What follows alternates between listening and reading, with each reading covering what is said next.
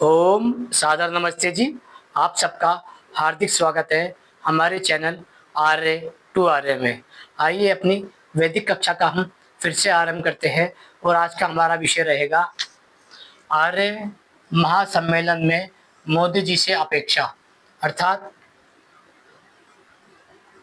2025 अक्टूबर के अंतिम दिन 30, 31, 1 नवंबर और 2 नवंबर दिल्ली में एक बहुत बड़ा आर्य महासम्मेलन होने जा रहा है, जिसकी शुरुआत कल 30 अक्टूबर से होगी, जिसमें मुख्य अतिथि के तौर पर भारत के यशस्वी प्रधानमंत्री श्री नरेंद्र मोदी जी आएंगे और आर्य समाज उनका अतिथि भाव से स्वागत करेगा।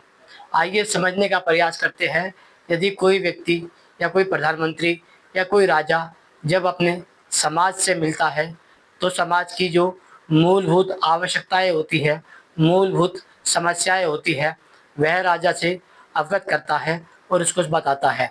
यदि आर्य समाज का मूल उद्देश्य संसार में वेद विद्या को स्थापित करना और एक सामाजिक ढांचे को स्थापित करना है, इसलिए कल जब श्री नरेंद्र मोदी जी आएंगे तो आर्य समाज की उनसे क्या क्या अपेक्षा होगी, आइए उस पर विचार करते हैं। पहला है वैदिक गुरुकुलों को सरकारी मान्यता प्राप्त करना। आर्य समाज चाहता है कि श्री नरेंद्र मोदी जी आर्य समाज के जो वैदिक गुरुकुल है उन्हें सरकारी मान्यता प्राप्त की जाए, ताकि हम अपनी श्री राम, श्री कृष्ण जी, हनुमान जी और ऋषि मुनियों की वैदिक संस्कृति को, वैदिक गुरुकुल व्यवस्था को फिर से भारत में स्थापित कर सकें, ताकि मनुष्य में समानता, न्याय और मानवता को स्थापित किया जा सके। यदि भारत में वैदिक गुरुकुलों को स्थापित नहीं किया गया तो ये बड़ी विकट परिस्थिति आगे और बढ़ेगी, क्योंकि मनुष्य के भीतर से मानव जीवन शैली धीरे धीरे समाप्त की जा रही है। ये जो लाइफ एजुकेशन होती है, ये मनुष्य के जीवन की बड़ी ही महत्वपूर्ण शिक्षा होती है। इसलिए वैदिक गुरुकुलों को सरकारी मान्यता प्राप्त करनी चाहिए, ये हम उनसे आशा करते हैं। दूसरा है बलात्कार पर तुरंत मृत्युदंड का विधान होना चाहिए। जो लोग बलात्कार करते हैं, चाहे वह छोटी छोटी बच्चियों के हो, बड़ी बड़ी लड़कियों के हो, महिलाओं के हो या बूढ़ी स्त्रियों के हो, वह लगातार भारत में अपराधों की संख्या बढ़ती जा रही है। जो वह घोर से घोर बलात्कार करते हैं, जिसके बारे में हम आपसे चर्चा भी नहीं कर सकते, वह इतने घंघोर बलात्कार करते हैं। उन सब की व्यवस्थाओं को इतना लंबा ना खींचकर महीने, 2 महीने और अधिक से अधिक 3 महीने में निपटा देना चाहिए, क्योंकि जब तक आप बलात्कारियों को मृत्युदंड की सज़ा नहीं घोषित करेंगे, तब तक हम समाज में नए नए बलात्कारियों को नए नए रूप में पैदा करते जाएंगे। अब चाहे बलात्कारी किसी नेता का हो, किसी मंत्री का हो, या कोई आम आदमी हो, या कोई सरकारी अधिकारी हो, चाहे कोई वकील हो, चाहे कोई जज हो, चाहे कोई पुलिस वाला हो या अन्य कोई हो, सब पर मृत्युदंड का केस लगाकर उन्हें 3 महीने के अंदर निपटा देना चाहिए, ताकि भारत से बलात्कार को पूर्ण रूप से समाप्त किया जा सके। तीसरा आता है ये भारतीयों के साथ में जो अपना अपना उपनाम के स्थान स्थान पर जाति सूचक शब्द लगा है, इसको पूर्ण रूप से प्रतिबंधित कर देना चाहिए। जब तक आप भारतीय समाज में जाति सूचक शब्द नहीं हटाएंगे, तब तक भारत को एक सूत्र में बांधना असंभव है, क्योंकि एक व्यक्ति दूसरे व्यक्ति की पहचान जाति सूचक शब्द से करता है। यदि इसका समाधान यह है कि किसी भी माता पिता के पहला नाम बच्चे के उपनाम के साथ लगाइए और यही पीढ़ी वह अगले के साथ कर दीजिए। यदि किसी का नाम सुरेश कुमार है, तो उसका कुमार सरनेम हटा दीजिए, जो उसके पिता का नाम है वह उसके उपनाम के साथ लगाइए। यह यदि आप लागू कर देते हैं तो भारत में मात्र 6 महीने के अंदर अंदर जाति सूचक शब्द समाप्त हो जाएंगे। सबको एक नए आधार कार्ड के रूप में एक आधार कार्ड घर आ जाएगा और कंप्यूटराइज उनका जाति सूचक शब्द हट जाएगा और उनके पिता का उपनाम उनके साथ जुड़ जाएगा। जो उनके पिता का फर्स्ट नाम है वह बच्चे के उपनाम के साथ जुड़ जाएगा। ऐसा करने से भारत से जाति सूचक शब्द को पूर्ण रूप से समाप्त किया जा सकता है। वैसे ही भारत में जो बढ़ती नशाखोरी है, जिसमें बच्चे, जवान और युवा तीनों प्रकार से ग्रसित हो रहे हैं। चाहे आप लड़की की बात करें, चाहे आप लड़के की बात करें, आज का युवा, जिसे हम भारत का युवा देश मानते हैं, वह 80 से 70% या तो नशाखोरी में घुस चुका है या फिर वह धीरे धीरे नशाखोरी में बढ़ता जा रहा है। यदि आपने भारत से पूर्ण रूप से नशा बंद नहीं किया तो यह समस्या हम भारतीयों के लिए बढ़ती ही जाएगी, जिससे के कारण समाज में अच्छे लोगों का रहना और दुश्वार हो जाएगा। इसलिए भारत से नशाखोरी को पूर्ण रूप से प्रतिबंधित करना चाहिए। अब आता है मांस के नाम पर पशु पक्षी की हत्या बंद होनी चाहिए। अर्थात भारत में जो मांस प्राप्ति के नाम पर गाय, भैंस, बकरा, कुत्ता,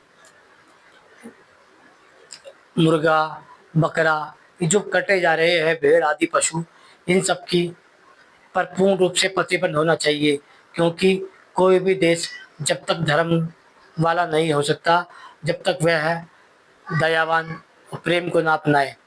इसलिए जब तक हम कहते हैं कि भारत में पशु हत्या हत्या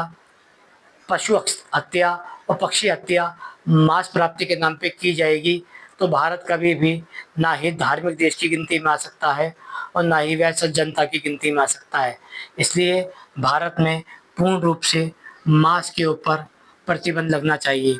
फिर आता है जातीय संगठन, अर्थात भारत में अलग अलग प्रकार से अलग अलग जातियाँ हैं, चाहे वह किसी भी जाति का संगठन हो, हमें जाति के संगठन पे पूर्ण रूप से प्रतिबंध लगा देना चाहिए और ऐसे जातीय संगठन को नष्ट कर देना चाहिए, ताकि भविष्य में भी ऐसे जातीय संगठन फिर न बन पाए। इसलिए समाज में ये कठोर कानून होना चाहिए। यदि कोई जातीय संगठन बनाता है तो उस पर कठोर कार्रवाई की जाएगी। फिर आता है व्यभिचार, अर्थात समाज में बढ़ते व्यभिचार के ऊपर समाज में कठोर कानून होना चाहिए। व्यभिचार को हम समझने का प्रयास करते हैं। व्यभिचार कहते हैं उसे जहाँ पर विवाहित स्त्रियाँ अन्य पुरुष से संबंध बनाती है और विवाहित पुरुष अन्य स्त्री से संबंध बनाते हैं। यह बिल्कुल अमानवीय व्यवहार होता है, क्योंकि एक गृहस्थ आदमी जब किसी व्यभिचार में पड़ता है तो वह अपना पूरा परिवार नष्ट कर देता है। ऐसे व्यभिचार पर तुरंत सरकारी रूप से प्रतिबंध होना चाहिए और कठोर दंड लागू होना चाहिए। अब आता है भ्रष्टाचार। भ्रष्टाचार पर नौकरी समाप्त कर देना चाहिए, अर्थात कोई व्यक्ति यदि सरकारी तौर पर या निजी तौर पर भी रिश्वत लेता पकड़ा जाता है, भ्रष्टाचार करता पकड़ा जाता है, तो उसकी नौकरी छीनकर उसे बर्खास्त कर दीजिए और उसे समाप्त कर दीजिए।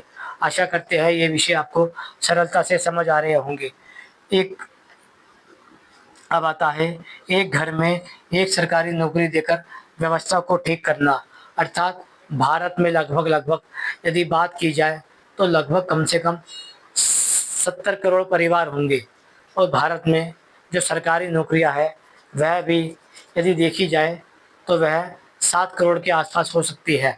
इसलिए भारत में जो 700 परिवार है, 70 करोड़ परिवार है, उन 70 करोड़ परिवार में एक एक व्यक्ति को सरकारी नौकरी देके व्यवस्थित करना चाहिए। एक परिवार में एक से अधिक सरकारी नौकरी नहीं देनी चाहिए, क्योंकि सरकारी नौकरी वाले पाने के बाद व्यक्ति अलग ही अहंकार भाव में हो जाता है, जिससे वह सरकार की व्यवस्थाओं को लाभ उठाता है लेकिन वह समाज की सेवा नहीं कर पाता। इसलिए एक परिवार में केवल एक सरकारी नौकरी होनी चाहिए और उससे भिन्न जितने भी हैं उन्हें निजी प्राइवेट में घुसेड़िए। फिर आता है हत्या पर मृत्युदंड का प्रावधान होना चाहिए, अर्थात यदि कोई व्यक्ति किसी व्यक्ति की हत्या कर देता है तो उसे बिना कार्रवाई के तुरंत ही महीने 15 दिन के अंदर ही निपटा देना चाहिए। ज़्यादा लंबा केस नहीं चलाना चाहिए। भारत में जो पिछले केस है वह पेंडिंग पड़े हुए हैं। यदि हर केस को महीने 2 डेढ़ महीने में निपटा दिया जाए तो भारत से सभी केस रफ़ा-दफ़ा किए जा सकते हैं। अन्यथा बढ़ते बोझ के कारण एक नया जज आता है, उस पे जो पिछला केस चल रहे होते हैं वह उन्हें उठाता भी नहीं है, नए केस और पेंडिंग करके निकल जाता है। इसलिए हमें ये व्यवस्थाओं को समझना चाहिए। फिर आता है चोर, डकैत और उसकी सहायता करने वाले जो लोग होते हैं, इन सबको कठोर दंडित करना चाहिए। यदि कोई चोर होता है, डकैत होता है और यदि कोई उनकी सहायता करने वाला होता है, तो उन्हें भी कठोर दंडित करना चाहिए। समाज में इसी प्रकार से व्यवस्थाएँ बिठाई जाती है।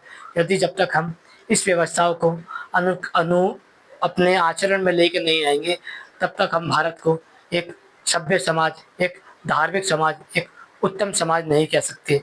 आशा करते हैं ये विषय कल आपसे आर्य समाज के मंच पे कोई ना कोई आर्य सज्जन अवश्य कहेगा। आशा करते हैं ये विषय आपको बड़ी सरलता से समझ आएँगे। किसी भी कारण से आँख बंद करके इन विषयों को अनदेखा ना कीजिएगा, क्योंकि भारत का भविष्य आपके हाथों में है। यदि आप चाहें तो भारत का भविष्य बदल सकते हैं और यदि आप चाहें तो भारत का भविष्य को नष्ट कर सकते हैं। आशा करते हैं ये विषय आपको सरलता से समझ आ गया होगा। ओम नमस्ते जी।